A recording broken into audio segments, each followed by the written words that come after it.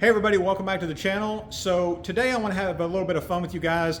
We're going to do top 5 best kayak fishing lures. Lures that you should definitely have in your tackle box if you're just starting out, or maybe if you're advanced and then maybe wanting to fish some different waters. So I'm gonna go over these. If you would, give me some feedback on this video. Let me know down in the comments what you're using, what you're having success with, and if you would, include where you're fishing at, what part of the country you're in, or what country you're fishing in.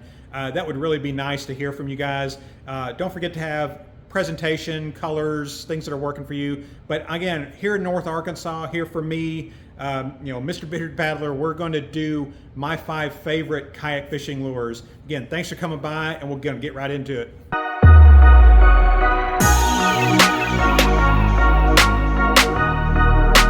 I'm going over these in no particular order, so I'm going to start with number 5, and we're talking about the Swimbait. So me personally, I like to use the paddle tail Swimbait. What that's going to do underwater, and I hope that's focusing in really nice, is this is going to swim like this, and it's going to give a nice action on that tail that's going to draw that fish into there. It's going to draw them reaction bites, especially if you're going through their area. These work in early spring, in summer, in fall, and really what you're really doing is you're mimicking what they're already feeding on.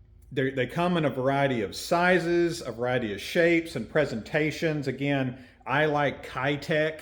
None of the people in this video are sponsors or anything. It's just what I personally use. So Kitech, I believe this is the 2.8, and then you've got I believe the 4-incher here.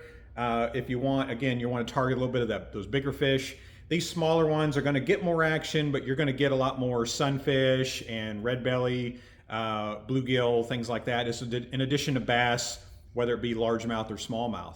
I always like to call the swim baits, these are the false advertising of the lure world. So those bass see it, they're hungry, it's what they're already eating, they grab into that, and bam, you got them. It's also the best reaction bait. A lot of your bottom baits, some people find it a little hard to tell if they got a fish on, as to where if they hit something like this, it's moving, they're chasing it, you're going to know it pretty easily. The way I like to present it though is you can rig these Texas rigged with just the hook and a weight, or you can do these little jig heads here, which again, I hope that's coming through really good there. Again, just to kind of mimic that bait fish that they're already hitting. There's a variety of shapes and colors and sizes obviously on these. I don't like to use too heavy of a jig head because you want to control how fast that goes down. Sometimes I like to swim it fast. Sometimes I also like to let it drop down to the bottom and then kind of hop it on the bottom. It just depends on what type of year and what those fish are doing. But swim baits, can't go wrong on these. These are going to catch fish all year long, and just a definite must for your kayak tackle box there. Number 4 is going to be the Ned Rig. Very divisive, very, I don't know, some people like it, some people hate it. People say it takes no skill. They like giving your buddies crap for it, but quite frankly, it catches fish. There's a reason why people don't like it. It's almost like cheating, but it does catch fish. There's actually fishing guides here locally that say, hey, if you're not catching anything, throw a Ned Rig. If you're not catching them on a Ned Rig, you're not meant to catch fish that day. I believe in that. This is what you see here. So you see a little bit of a stickbait. You can run a craw. There's a lot of different presentations. Guggen even has the ones that rattle, the little stick baits with the little rattle in it. Again, there's a lot of different stuff out there. You can even get the packages where they're pre-rigged. And then also you can play around with the size of your jig. So the bigger the weight, the faster the fall. I like a little bit of a lighter jig, but lighter jigs tend to come with some smaller hooks. Sometimes you can find yourself missing those bigger fish depending on the size of your jig head. So keep that in mind. I like to go with a little bit of a mid 3/8. Around in there is kind of where I fish with. This here is a little bit of a smaller presentation. But it works, guys. It's popular because it works. It's been used for a long time, and I like it. It's not something I throw all the time. I'm typically throwing this with a spinner rod, and because again, it's a little bit more of a finesse bait. You want something. It's a little bit of a lighter lure, so you want a little bit of a lighter action rod. which again, you can throw it on a bait caster, don't get me wrong, but you're gonna get a little bit more distance with that lighter lure with that spinner rod presentation, and you're gonna be able to get a little bit more of that, that finesse presentation for me personally. This is like the bottled water, honestly, of fishing lures. It's pretty basic. Everybody needs it, everybody wants it as far as fish goes, and everything is gonna hit this, from bluegill to red-bellied sunfish to smallmouth, all the way up to largemouth bass. And sometimes sometimes you'll catch a catfish on stuff like this. Anything bouncing on the bottom. I would always keep maybe 1 or 2 of these with you just in case things get really tough and you just want to catch something. You're going to get it on a Ned Rig. Number 3 is probably, it's not my number 1 favorite, but it's my favorite to fish with as far as a fun factor goes. I caught my personal best on this lure, and what I'm talking about is the crankbait. So crankbait is a hard plastic lure. Again, there's a lot of variations. You have what you call square bill, which is what you see here. I'm hoping that's coming through again, guys. I'm sorry if it's not. The bill is square, and what that's going to do, this one specifically rattles too. So I'm not sure if you can hear that, but it rattles, it makes noise, it drives bass absolutely insane. And I like using the red in the springtime. It mimics that craw. Now again, it depends on what area you're fishing at too. We have a lot of crawdads around here. You're mimicking on what's already down there. But this is really good to bounce off of rocks. It's gonna have a position like this. That square bill is gonna protect that hook from getting snagged up a lot of times, so it's good to fish in rocks, good to fish in around some cover. If you have that, or some laydowns, it can keep you from getting hung up as much. But I really, really love this. I like to use more of a natural color, so you see this in kind of a bluegill color. Really, really pretty. As far as brands go, I'm not picky about that. Strike King makes a good one. There's so many of them out there and so many different styles and colors. If you see one that looks good to you, go with it. But again, I like those red square bills in the springtime. I like the natural colors in maybe slightly stained or clear water. Absolutely good. So I consider the crankbait, the noise factor, and the wow factor.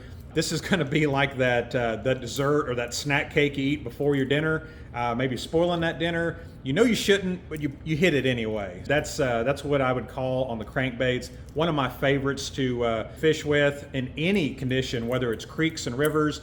You can get smaller crankbaits or bigger crankbaits. You can get ones that dive deep water for like those summertime bass, and some of your shallow divers that stay a little bit above the top water. A lot of you know the Rebel craws. Those are my favorites for rivers and creeks. And all it is it's a little crankbait like this. It looks just like a crawdad, and it's got the little tail that keeps it a little shallow, but man, everything hits on those. Love these baits, and that's my number 3. Okay, so the next one on the list I'm gonna do is one of my personal favorites. So I love a chatterbait or spinnerbait lure. So these here, my personal favorites are the jackhammers. They're a bit expensive though, so don't feel like you gotta go out and buy, especially if you're not used to doing these. But Z-Man kind of holds the gold standard on the chatterbait, but a lot of other companies do a chatterbait style, because really all it is it's a bladed swim jig. So you got the little blade on the front there. When it goes through, it's going to wiggle back and forth. This blade is going to vibrate. The reason I like these is with the jackhammer specifically, the vibration starts almost immediately upon retrieval. Some of the less expensive ones, you may have to cast it out there and give the rod a good jerk when you're retrieving it to kind of activate it or trigger it. And then also the hooks. So the hooks on these are a Gamakatsu hook, which is a higher quality. I feel like my hookup ratio are a lot better on these too. And then as you can see, I use a little paddle tail typically in a natural color. The color you see on this is green pumpkin. I like natural colors on the chatterbait. Now spinnerbaits, a little bit different. I like a white or a white and chartreuse spinnerbait personally. You've got a lot of different options on your blades. I like the willow blade, and then I believe it's called a Colorado blade, the round one. I'm not too up to snuff on this. And then the color, this is a little bit more of kind of a white and shad color, which will mimic a lot of the lake around here. This is going to mimic kind of a smaller school of fish. You'll get that reaction strike, you're getting the vibration. Again, they're going to sense that on those side lateral lines. The more noise you make underwater, the crazier it's going to drive them. When I pull up to a spot, I'm typically throwing stuff like this or the chatterbait first, get them riled up, and then if they're not hitting on that, or if I'm not getting the action that I feel like I should on that, then I'm going to throw something a little slower like a Swimbait or a Texas Rig creature bait. Berkley makes a one called the Slobber Knocker, which you see here. It's got a little bit more of a silicone skirt on it. I typically cut the skirts down. I feel like they're a little bit long out of the package. I like to have it just beyond where that hook is, so they're not biting at that skirt and not getting on that hook there. Berkley also makes their own Swimbait trailers for those as well, which is really nice. And then I've got some of these. So these are your cheaper brand, simpler look. You're going to see a bigger difference on the quality of materials. This is I believe the Ozark Trail, which you'll get at Walmart.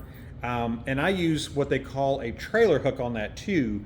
So all I did here is I just used a little bit of a rubber, like a little rubber hose, cut it, and then use it as a stopper so that hook doesn't come off. But a lot of times when they're biting or not committing to it, you're going to get those hookups with that extra trailer hook there. On these here, the one thing to watch out for is this wire does bend. So when you tie it up or you throw it out a few times, you're going to want to bend that back down to keep that from coming loose. The chatterbait and the spinner baits, they've caught a lot of stuff over the years with a lot of different presentations, a lot of different kinds of water. There's a slew of different colors. I like the white or the white and chartreuse color. To bass, to me, the chatterbait is where it's at here locally. And to me, the chatterbait to a bass is a lot like that. For that hot box meal you get at like a convenience store, you probably shouldn't. Very similar on these, because that action, that vibration, that drives them absolutely nuts. So you're going to get them feeding on it, and you're also going to get a lot of reaction bite too. I like to throw it so when you see a lot of brush or a lot of tall grass, I like to throw it parallel to the edge of it, and you're going to get a lot of those bass coming out of that cover to hit that lure coming across them. Usually throw it a couple of times before I see, but sometimes you'll get it on the drop. You can present it in a lot of different ways. You can retrieve it fast, get that vibration really moving, or you can let it sink to the bottom, hop it along like a jig, and then swim it up every now and then. So there are a lot of different ways to do that, depending on the type of year, the time of year and the type of water you're fishing at. Number one, and I'm going to pair two different ones here. I'm going to talk about the worm and the Senko, specifically the Yamamoto Senko. So no lure has caught more fish, and no lure has won more tournaments than the plastic worm. Let's be honest, it's facts. Whether it's my favorite or your favorite, it's been around for a long time. There's a lot of different presentations. You can rig it Texas rigged, weedless, with a weight on it, hop it on the bottom. You can swim it along. Again, depends on what the fish are doing and the color presentation. I like red in the springtime. I like blacks, I like blues, dark colors in the summertime in that deeper water. And then with the Senkos, primarily, I just fish green pumpkin Senkos. You can get a little flashy with it, like this one here has got a little bit of watermelon flake, a little bit of red flake in it. But I like rigging these wacky rigs, so your little circle hook is going to go right about where I got my fingers. When it goes down, it's going to go down slowly, and it's going to kind of wiggle a little bit by doing that. Being patient with this, just like a lot of your other baits, like your Ned Rig, is going to be really key. Allowing it that slow retrieve, that slow float down. You'd be surprised how many fish people catch or miss on that initial cast, that initial float down. A lot of people like to work it a little too quick, in my opinion. I like to wait. I like to be a little bit more patient on my worm and my Senko. The downside to the Senko, specifically the Yamamoto, is It's a little bit on the soft side, so this is going to catch you one, maybe two fish before it's just obliterated, and you're going to need a little cup or something in there to put all your spent lures on. So keep that in mind. There are some tougher things out there, but really the Yamamoto Senko, I talked about the Ned Rig being like cheating. This is cheating. So that's what we want. We want something that's just going to catch fish no matter where we're fishing. I don't care if you're in ponds, in deep lakes, in rivers and creeks. Your Senko is just going to catch them.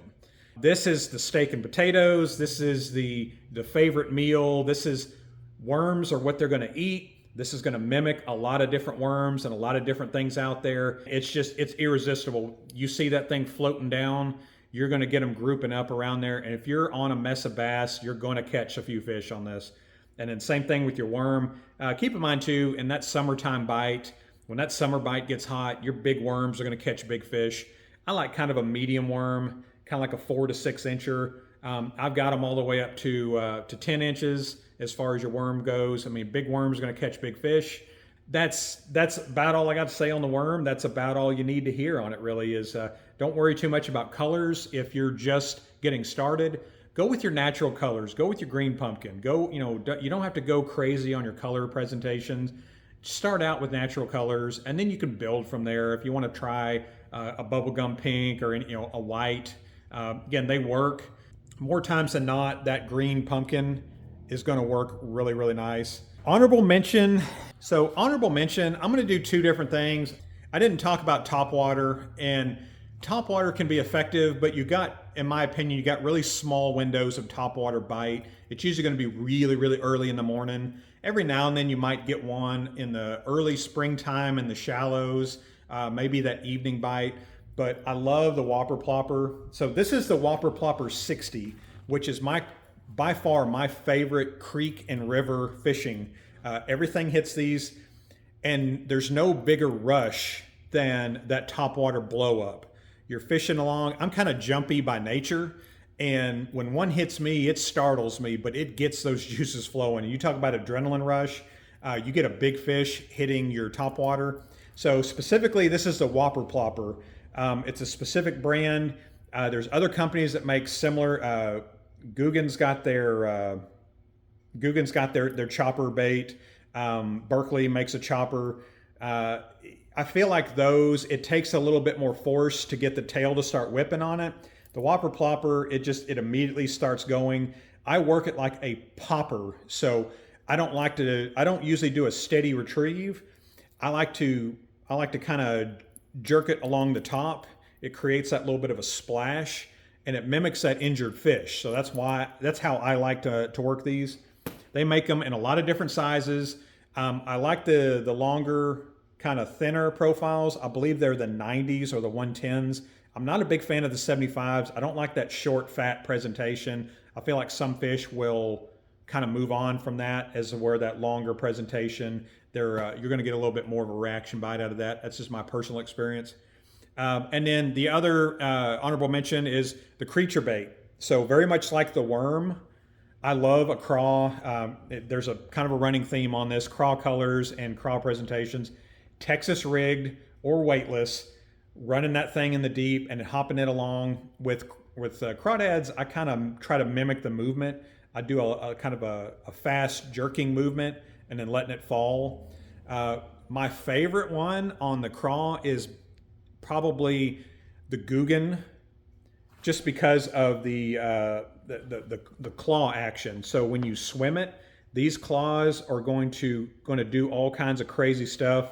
A lot of action, a lot of reaction out of this. This is a great chatterbait or spinnerbait trailer because of the action of that claw.